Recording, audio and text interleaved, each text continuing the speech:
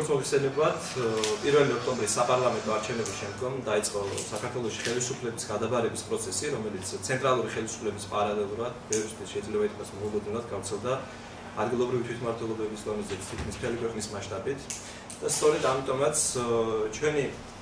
საინიციატივო ჯგუფის მიზანია დემოკრატიული ცენტრთან თანამშრომლობის პირობებში დავიწყოთ მუშაობა იმაზე, რომ საქართველოში კონკრეტულად ამ შემთხვევაში სულიძის მუნიციპალიტეტში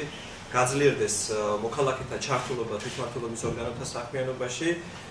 ხოლო მიმდინარე მომენტს რაც შეეხება ჩვენი მიზანია, რომ თანამდებობის პირთა არჩევა და დანიშვნა განხორციელდეს საჯაროდ, გამჭვირვალე, ისე რომ საზოგადოების უმეტესი ნაწილი თუ არა ყოველ შემთხვევაში როგორც მინიმუმ საზოგადოების უმეტესი ნაწილი საქმის კურსში იყოს თითეული გადადგმული ნაბიჯის. ჩვენ ცენტრში ხდება იმ საკითხებზე, იმ აქტუალურ საკითხებზე, ასე რომ ვთქვათ, დისკუსიები, რომელიც ძალიანად უხებს საზოგადოებას, მოქალაქეებს და ამ შემთხვევაში ჩაფლობის ცენტრის ინიციატივა იყო ის, რომ ჩვენ ხელი შეგვეწყო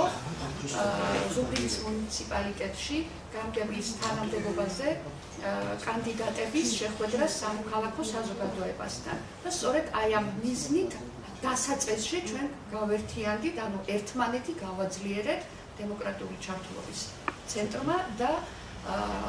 ადგილობრივი თვითმმართველობის მონიტორინგის ჯგუფმა.